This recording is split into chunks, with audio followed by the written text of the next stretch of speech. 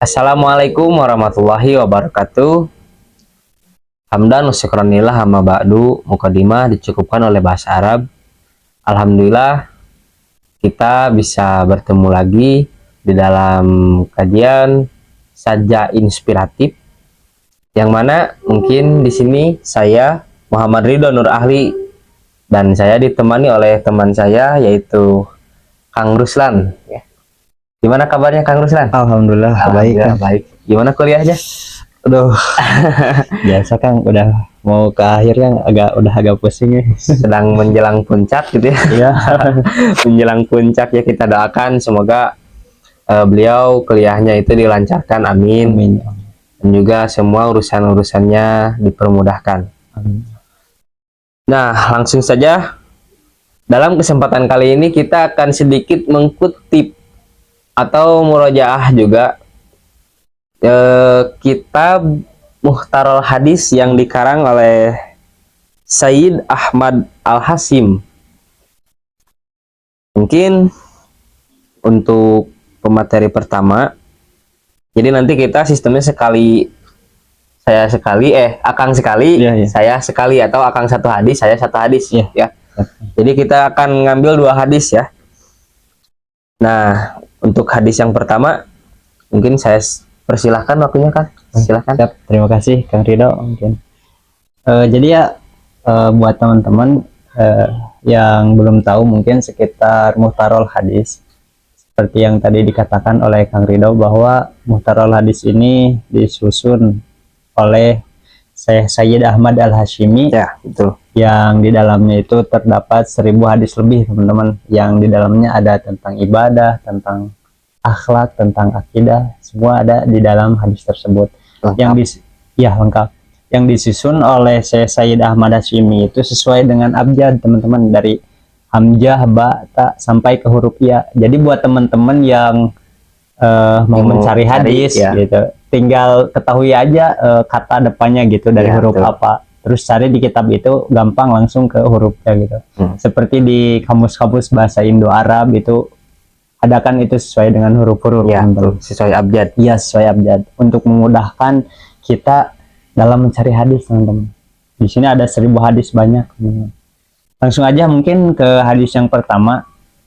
Kalau Rasulullah Shallallahu Alaihi Wasallam, ati babal jannati yaumal kiamati pastab tahu fayaqulu al khazin man anta faqulu Muhammadun fayaqulu bika umirtu illa abtaha li ahadin qablaka, rawahu Ahmad an Anas. Jika kita kaji, teman-teman, di dalam hadis tersebut itu tuh merupakan suatu keistimewaan yang Allah berikan kepada Nabi Muhammad SAW, bahwasanya pintu surga tidak akan pernah dibuka untuk siapapun kecuali orang pertama yang akan masuk ke dalam surga itu adalah Nabi Muhammad SAW. Jadi orang pertama yang akan masuk ke dalam surga nanti di hari kiamat itu adalah Nabi Muhammad SAW. Sebelum Nabi Muhammad SAW, maka tidak ada seorang pun yang bisa masuk, karena penjaga surga yaitu malaikat Ridwan tidak akan pernah membuka pintu kecuali Nabi Muhammad orang pertama yang masuk ke dalam surga tersebut. Itu mungkin bisa Mang Ridho nih nanti, aduh mau ke surga nih, tapi Nabi Muhammad belum masuk, tidak bisa masuk gitu. Karena orang pertama yang akan masuk ke surga itu Nabi Muhammad. Keistimewaan yang Allah berikan kepada Nabi Muhammad salah satunya adalah itu, karena ketakwaan beliau, karena akhlak beliau yang sangat luar biasa mungkin. Tapi kita selaku umat Nabi Muhammad itu tidak merupakan umat yang pertama juga kan dari umat-umat yang lain. Di dalam hadis yang lain dijelaskan bahwasanya umat Nabi Muhammad itu akan lebih dahulu masuk ke dalam surga dibandingkan umat-umat Nabi yang lain. Ada umat Nabi Nuh mungkin, umat Nabi Adam, umat Nabi Musa, Nabi Isa. Nah, kita itu selaku umat Nabi Muhammad itu akan dimasukkan terlebih dahulu dibandingkan umat-umat nabi-nabi sebelumnya. Di dalam hadis lain dijelaskan seperti itu. Itu adalah keutamaan yang Allah berikan untuk umat Nabi Muhammad. Jadi, meskipun kita termasuk umat terakhir, kita spesial ya. Iya, kita sangat spesial meskipun di akhir season. Iya, makanya kita selaku umat Nabi Muhammad itu harus merasa bahagia mungkin. Merasa bahagia, dan tentunya kita harus mengikuti jejak apa yang disunahkan, apa yang dicontohkan oleh Nabi Muhammad SAW, agar kita bisa mengikuti jejak beliau ke surganya Allah Subhanahu Wa Taala. Mungkin itu sih isi dari hadis pertama, bahwasanya inti dari hadis pertama ini itu Allah memberikan sebuah keistimewaan kepada Nabi Muhammad, bahwa orang pertama yang akan masuk ke dalam surganya Allah di hari kiamat nanti yaitu adalah Nabi Muhammad SAW. Mungkin seperti itu, Kang. Untuk hadis kedua mungkin bisa dijelaskan oleh Kang Ridho, silakan. Nah, mungkin di sini saya akan membawakan hadis kedua ya, Kang. Yang mana bunyinya itil ma'rufa wajitani bil munkaro wangdur ma yujibu udunaka an yakula lakal qaumu idakum ta min indihim fa'tihi wangduril ladi takrohu an yakula lakal qaumu idakum ta min indihim fajitani buhu, rawahu al jamaah. Nah, di dalam hadis ini, jadi ini adalah sebuah hadis perintah gitu. Hadis perintah, jadi Rasul itu memerintah kepada kita bahwa i'til ma'rufa, yang artinya kita itu harus berbuat kebaikan. Terus wajitani bil munkaro, kita itu harus menjauhi kemunkaran atau menjauhi hal-hal yang jelek. Jadi kalau kita simpulkan hadis ini, Rasulullah Shallallahu Alaihi Wasallam itu memerintahkan kepada kita untuk senantiasa berbuat baik, atau bisa juga diartikan kayak gini, Kang, melakukan segala yang diperintahkan oleh Allah. Nah, kalau untuk wajitani bil munkar, menjauhi segala larangan yang sudah dilarang oleh Allah. Itu sama seperti definisi takwa ya, Kang? Iya, betul. Definisi takwa kan gitu, inti selalu awamirillah wajitinabu nawahihi. Apa yang dilaksanakan apa yang diperintahkan oleh Allah, maka kita wajib, kita harus harus dilaksanakan. Terus apa yang dilarang oleh Allah, kita harus jauhi. Nah, Rasul juga ini sama, itil ma'ruf, kita itu harus berbuat kebaikan, wajitani munkar, dan juga harus menjauhi apa yang buruk. Nah, untuk berbuat kebaikan, apa sih kebaikannya? Mungkin untuk kebaikan banyak ya. Ya. Seperti kita berbakti kepada orang tua, terus hormat kepada guru, menolong orang yang lagi kesusahan, atau misalkan nih contoh, Akang lagi jalan, terus ada ibu-ibu lagi bawa barang misalkan berat pulang dari pasar, mau menuju ke motornya, dari pasar ke motornya gitu kan, ke tempat parkir. Ya. Nah, itu ada peluang kebaikan, Kang. Ya.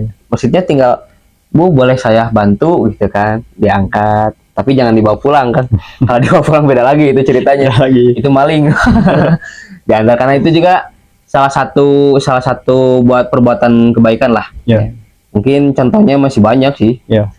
Kalau berbuat buruk, tapi Kang, untuk kebaikan itu sendiri, Kang, kita tuh kan gak ke manusia aja mungkin kan. ya betul. Ke hewan atau ke tumbuhan bisa mungkin. Contohnya kayak gimana tuh? Kalau untuk berbuat kebaikan ke manusia, ya mungkin tadi contohnya. Ya. Kalau untuk ke hewan nih misalnya, kita punya peliharaan atau sebuah hewan unggas kayak ayam. Itu kan sebagai bentuk kita melakukan kewajiban kita, itu kita harus memberikan dia makanan, memberikan makan.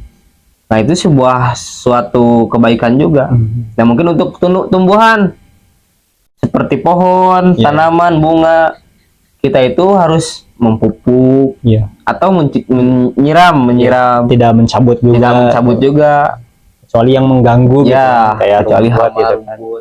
Hama hewan ya. Hama hewan, rumput ya kan, yang berkeliaran gitu, yang ngalangin jalan mungkin ya, Kang. Tidak enak dilihat. Ya.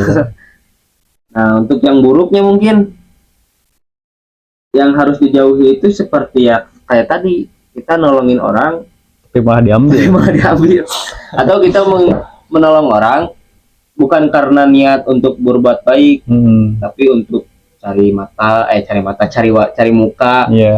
caper gitu kan. Pengen dipuji ya. Pengen puji, bukan melangkah itu sama saja berbuat apa? Mencari kesempatan dalam kesempitan gitu ya kan. Kalau kata Warkop DKI. Ya mungkin kesimpulannya itu sih. Soalnya kalau dibahas semuanya panjang kan Iya, gitu. iya. Panjang hadisnya. Ya mungkin teman-teman semoga saja teman-teman yang menonton bisa mengambil kesimpulannya gitu dari dua hadis tersebut, yang mana kita itu direferensikan oleh kitab Muhtar ya, Muhtarul Hadis yang dikarang oleh Syekh Sayyid Ahmad Al-Hashim. Al-Hasim. Jadi kita itu bukan ucapan kita, bukan mengarang gitu, tapi kita berdasarkan kitab Muhtarul Hadis yang mana dalam isinya ada hadis-hadis Rasulullah Sallallahu Alaihi Wasallam. Mungkin untuk kesempatan kali ini atau untuk acara saja inspiratif malam ini mungkin dicukupkan sekian ya kan. Siap. Alhamdulillah. Semoga semuanya manfaat bagi khususnya bagi kita, Amin. umumnya bagi semua yang menonton, bahkan semua yang mendengarkan. Amin ya Allah. Amin. Mungkin dari saya Muhammad Ridha Nur Ahli dan di sini Saya Rustan Habib Maulana Ibrahim.